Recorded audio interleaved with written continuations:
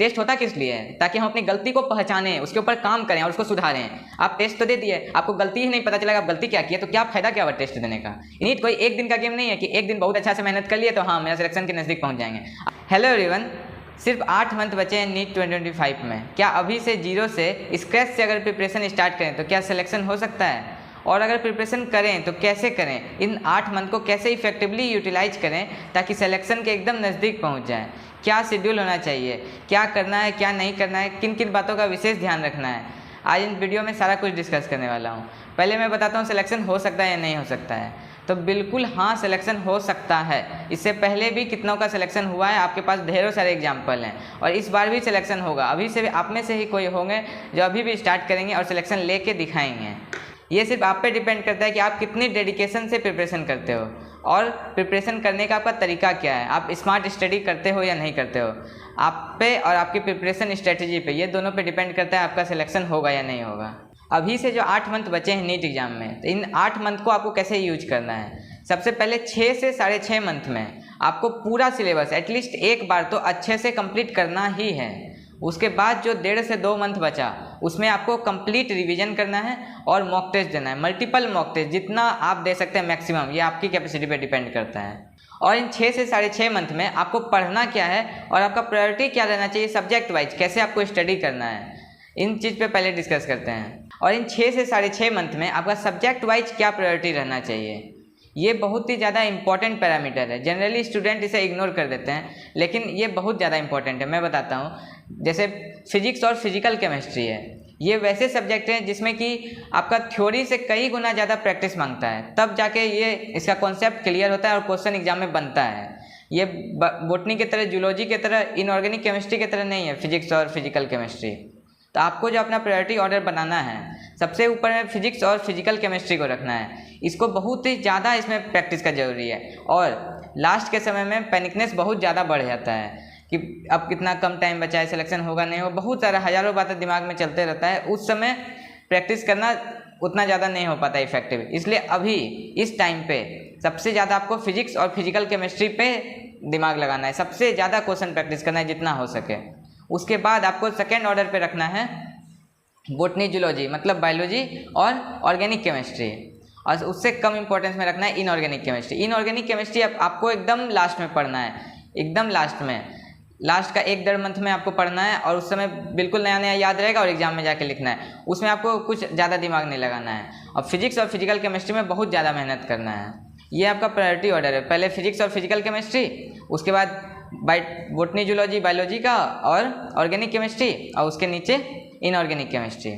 पढ़ना तो सारा टॉपिक है, इन सब्जेक्ट के सारे टॉपिक्स को आपको पढ़ना है, लेकिन ये मैंने प्रायोरिटी ऑर्डर बताया आपके मेहनत का कि किन सब्जेक्ट में आपको कितना ज़्यादा मेहनत करना। बाकी अगर किन्हीं को लगता है कि उनका जैसे ऑर्गेनिक केमिस्ट्री ज़्यादा वीक है तो वो ऑर्गेनिक केमिस्ट्री को ऊपर कर दे, फिजिकल केमिस्ट्री अगर अच्छा है तो आप अपने अकॉर्डिंग चेंज कर सकते हैं। लेकिन ये जो बताया मैंने, ये जनरल ऑर्डर बताया, ये बहुत इफेक्टिव होता है।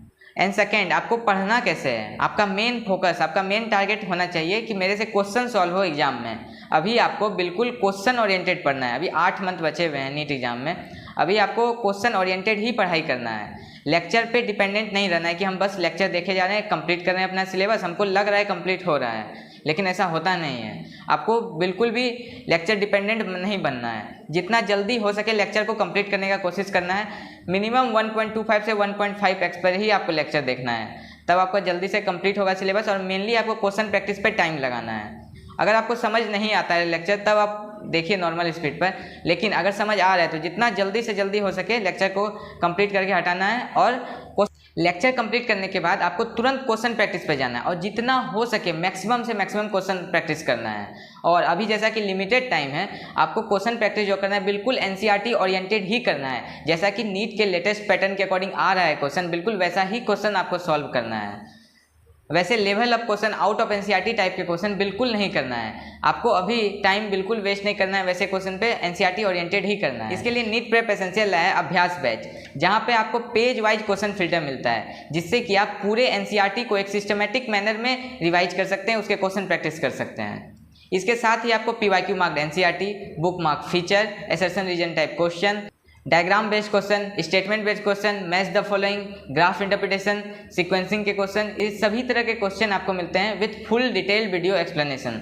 सो गेट दिस बैच फॉर 2999 और आप इसके साथ अल्टीमेट कॉम्बो पैक भी ले सकते हैं जहाँ पे आपको फिजिक्स और केमिस्ट्री के मॉड्यूल के साथ 50 OMR सीट भी मिलता है at just 4999। So go and download the app now. And for the first 1000 student आपको इसके साथ AR पावर अप कोर्स भी फ्री मिलता है जहाँ पे आपको statement based question, assertion reason, graph interpretation, match the following, ये सभी तरह के क्वेश्चन एक ही जगह पे मिलते हैं। So go and boost up your preparation, link is in the description. अब बात करते हैं इन 8 मंथ में आपको किन किन बातों का विशेष ध्यान रखना है। आप अगर प्रिपरेशन स्टार्ट कर रहे हो तो कौन कौन सी ऐसी बातें हैं जिसको आपको हमेशा हमेशा याद रखना है। तो सबसे पहला, फॉलो ओनली वन रिसोर्स। आपको 10 जगह नहीं भटकना है, सिर्फ एक रिसोर्स पे ट्रस्ट करके आपको फॉलो करना है और पूरा प्रिपरेशन उसी से करना है। आप अभी ढूंढ लीजिए, अपने से आराम से ढूंढ लीजिए कि आपको किससे पढ़ना है और जिस भी टीचर को आप सेलेक्ट कीजिएगा, फिजिक्स, केमिस्ट्री, बायोलॉजी, जिसके लिए भी सब्जेक्ट वाइज आप जो भी टीचर को सेलेक्ट करते हैं, आपको पूरा का पूरा सिलेबस कोशिश करना है कि उनसे ही पढ़ें। इधर उधर बिल्कुल नहीं भटकना है कि आज यहाँ पढ़ लिए इन टीचर से, कल उससे पढ़ लिए, कल उनसे पढ़ लिए, आज इस चैनल से पढ़ लिए, कल उस बैच से पढ़ लिए, ऐसा बिल्कुल नहीं करना है। कोई भी एक बैच सेलेक्ट कर लीजिए, कोई भी टीचर सेलेक्ट कर लीजिए, जहाँ से आपको जो अच्छा समझ आता है अपने अकॉर्डिंग, किसी के बोलने पे नहीं, आपको जिनका फ्रीक्वेंसी समझ आता है आप उन टीचर को सेलेक्ट कीजिए और पूरा प्रिपरेशन आपको उनसे ही करना है और ट्रस्ट के साथ करना है कि हाँ हम इनसे पढ़ेंगे तो मेरा सिलेक्शन हो जाएगा। दूसरा, make proper schedule for all 3 subject. आपको कोई ऐसा नहीं करना है कि किसी एक सब्जेक्ट को एकदम छोड़ दिए, लेके चलना है आपको सारा सब्जेक्ट को, लेकिन प्रैक्टिस अपने अकॉर्डिंग कम ज़्यादा करना है। जैसे फिजिक्स और फिजिकल केमिस्ट्री में ज़्यादा प्रैक्टिस करना है, लेकिन आपको एक प्रॉपर शेड्यूल बनाना है और उसको ही फॉलो करना है।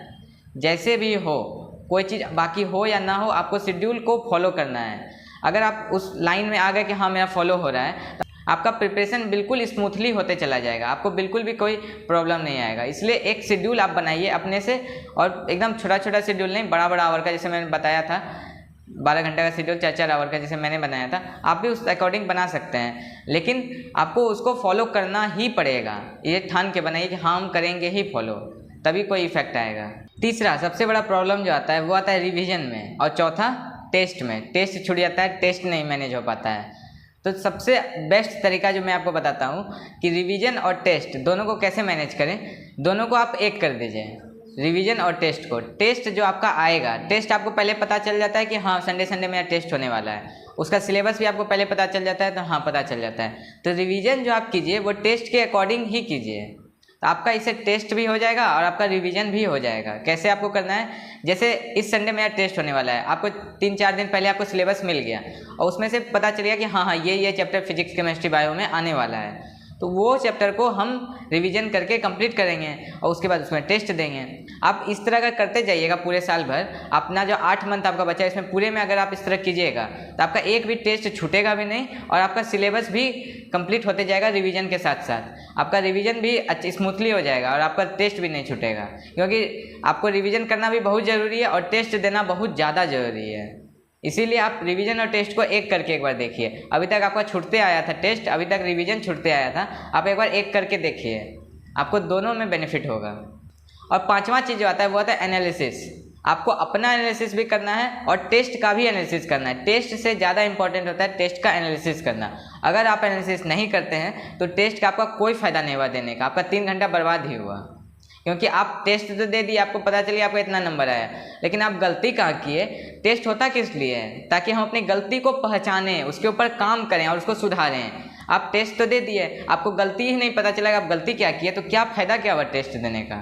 इसीलिए आपको टेस्ट को एनालाइज भी करना है, कितना सही हुआ, कितना गलती हुआ, क्यों गलती हुआ, और उस पर काम करके वो गलती दोबारा न हो, इस पर आपको एश्योर करना है। और अपना एनालिसिस भी आपको करते रहना है, मतलब कि हम अभी तक कहाँ पहुँचे, हमको अभी तक कहाँ होना चाहिए था, मैं कितना स्पीड से सिलेबस चल रहा है, क्या मेरा 6 मंथ में सिलेबस कंप्लीट हो जाएगा अगर इसी पेस में चलते रहे, क्या हमको स्पीड इंक्रीज करने का ज़रूरी है। आपको इस चीज़ को एनालाइज करना है अपने खुद से कि मेरा अभी पोजीशन क्या है, हम कितने पानी में अभी खड़े हैं, हमको कितना और स्पीड करना है कि मेरा सिलेबस जल्दी से कंप्लीट हो जाए। अपना एनालिसिस बहुत ज़्यादा ज़रूरी है।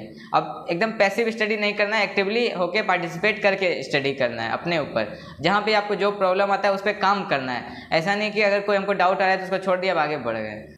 और 6th पॉइंट क्या है, make daily target of next day before going to sleep. मतलब आपको अगले दिन का टारगेट रात में सोने से पहले ही लिख लेना है कि अब मैं नेक्स्ट डे कौन कौन सा लेक्चर कंप्लीट करूंगा, क्या क्या हमको प्रैक्टिस करना है, कौन कौन सा डीपीपी लगाना है, और जितना भी आप लिखेंगे उसको आपको कंप्लीट करने के बाद ही सोने जाना है। ऐसा नहीं चाहे जो हो जाए, आपका आदत बनाना बहुत ज़रूरी है। चाहे 11 बज जाए, 12 बज जाए, 2 बज जाए, आपको अपना जो टू डू लिस्ट आपने बनाया है, एक टारगेट जो आपने बनाया है कि नेक्स्ट डे हमको क्या क्या करना है, उसको कंप्लीट करने के बाद ही आपको बेड पे जाना है। डेली आपको अपना टू डू लिस्ट बनाना है और डेली आपको कंप्लीट करने का कोशिश करना है। स्टार्टिंग में नहीं होगा कोशिश, हमको पता है, मेरा भी नहीं होता था, हम तो लास्ट में स्टार्ट किए थे बनाना, इसलिए मैं आपको बता रहा हूँ कि आप शुरू से स्टार्ट कीजिए। और मतलब 70% 60% भी हो रहा है अभी स्टार्टिंग के 1-2 वीक में, तो अच्छा है, बहुत अच्छा है। बाद में धीरे धीरे बढ़ जाएगा। और अपने अकॉर्डिंग बनाना है, बहुत ज़्यादा ऐसा नहीं लिख देना है कि हाँ हमको आज ही 4 चैप्टर कंप्लीट करना है, वैसा कभी नहीं होगा। आपको अपने अकॉर्डिंग बनाना है, कितना लेक्चर, कितना डीपीपी करना है, कौन सा टेस्ट देना है, अपने अकॉर्डिंग आपको बनाना है और उसको कंप्लीट करने की कोशिश करना है। और 1-2 वीक, 3 वीक, 4 वीक में, 1 मंथ के बाद आपका धीरे धीरे फ्लो में आ जाएगा, आप उसके अकॉर्डिंग पूरा काम करने लगिएगा। इसलिए ज़रूर से ज़रूर बनाना है, ये आपको करना ही है। और 7वां पॉइंट, आपको एक पेज लेना है और जितना भी आप टेस्ट देते हैं, हर टेस्ट का आपको डेट लिखना है और मार्क्स लिखना है, डेट लिखना है और मार्क्स लिखना है, आपको हर टेस्ट में करना है। और उस पेज को अपने सामने कहीं दीवार पे चिपका लेना है। और जब जब आपको नज़र पड़ेगा कि हाँ मेरा इस टेस्ट में 350 मार्क्स आया था, इस टेस्ट में 360 मार्क्स आया, इस टेस्ट में 380 मार्क्स आया, आपको ये चीज़ को हमेशा एनालाइज करते रहना है और देखना है कि मार्क्स आपका प्रोग्रेसफुली इंक्रीज हो रहा है या नहीं हो रहा है। जैसे जैसे समय बीत रहा है आपका मार्क्स इंक्रीज होना चाहिए, अगर नहीं हो रहा है तो ये बहुत ख़राब बात है। और आपका कुछ भी मतलब 5 मार्क्स 10 मार्क्स भी अगर इंक्रीज हो रहा है हर टेस्ट में तो बहुत अच्छा बात है, आपको ऐसे ही मेहनत करते जाना है। और अगर कभी 10 मार्क्स कम हो गया तो आपको डिप्रेशन में नहीं जाना है, आपको ये सोचना है कि अपने आप से कंपटीशन लगाना है कि हमको नेक्स्ट टेस्ट में इससे ज़्यादा मार्क्स 20 मार्क्स इंक्रीज करके दिखाना है और जम के मेहनत करना है। ऐसा कभी मतलब डिप्रेशन में नहीं चले जाना है कि हाँ नहीं मेरा मार्क्स कम होने लगा, आपको और ज़्यादा मेहनत करके अपने आप से ही कंपटीशन लगाना है, किसी और से नहीं, और मार्क्स इंक्रीज करके दिखाना है। और इसके साथ ही आपको एक मिस्टेक नोटबुक बनाना है। मिस्टेक नोटबुक जो आप टेस्ट एनालिसिस किए उसके बाद जो आपका अपना गलती पता चला उसको उसमें नोट डाउन करना है। हाँ मेरा टाइम की वजह से मेरा इस 4 क्वेश्चन छूट गया था, हम टाइम मैनेजमेंट नहीं कर पाए, तो लिखना है उसमें। और उसके बाद मेरा 4 क्वेश्चन सिली मिस्टेक से छूट गया, मेरा 4 क्वेश्चन इसके वजह से छूट गया, मेरा कुछ भी रीजन था, आपको उसको लिखना है कि मुझे फॉर्मूला नहीं याद आया, हम गलत फॉर्मूला लगा दिए, कॉन्सेप्ट नहीं आता था, जो भी पॉइंट है आपको उसमें लिखना है। और जो नेक्स्ट टेस्ट आप देने जाइएगा उससे पहले उस नोटबुक को, मिस्टेक नोटबुक को आपको देख के जाना है कि हाँ मैंने पिछले टेस्ट में ये गलती किया था, इस बार हमको कोशिश करना है कि ये गलती ना हो।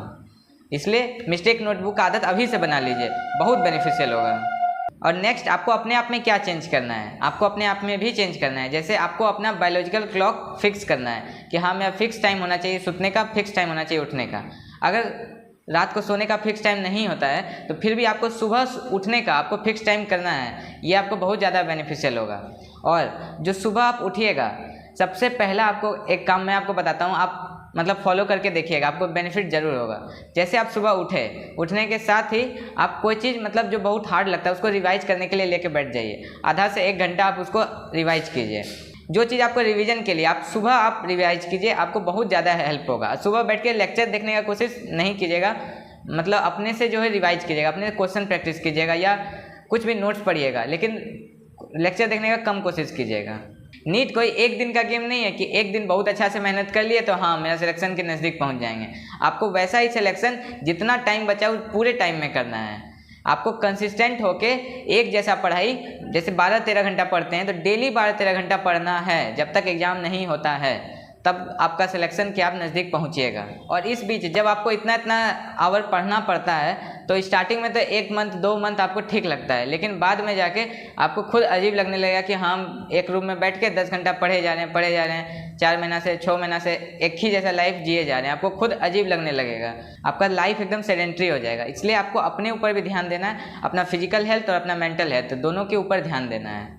आप डेली सुबह 5 से 10 मिनट एक्सरसाइज कर सकते हैं या शाम में 10-15 मिनट आप वॉक कर सकते हैं, आपको जो सही लगे, या दोनों कर सकते हैं। आपको ये करना ज़रूरी है क्योंकि अभी आपको नहीं पता चला, बाद में आपको बहुत जाके अजीब लगने लगेगा कि ये सारे जो मैंने पॉइंट बताया, अगर ये सारे पॉइंट को आप बिल्कुल ध्यान से अपने प्रिपरेशन में फॉलो करते हो तो मैं इस बात की गारंटी लेता हूँ कि आपका बहुत ही अच्छा मार्क्स आएगा नीट एग्जाम में और आप मेडिकल कॉलेज में जल्दी से पहुंच जाइएगा। अगर आप इन सारे बातों को बिल्कुल अच्छे से अपने प्रिपरेशन में लागू करते हो, आप एक बार इसको फॉलो करके तो देखो, आपको ज़रूर बेनिफिट होगा। और अगर आपको बेनिफिट हो तो आप इस वीडियो में आके नीचे में कमेंट करके ज़रूर बताइएगा कि हाँ भैया मेरा फॉलो किया और मुझे बेनिफिट मिला। और बाकी आपको प्रिपरेशन में कहीं भी कभी भी कुछ भी डाउट है तो आप पूछ सकते हैं। और एक न्यूज़ आ रहा था कि टेलीग्राम शायद बैन होने वाला है, तो व्हाट्सअप ग्रुप मैंने बनाया है, वो आप ज्वाइन कर सकते हैं, इसका लिंक डिस्क्रिप्शन में है।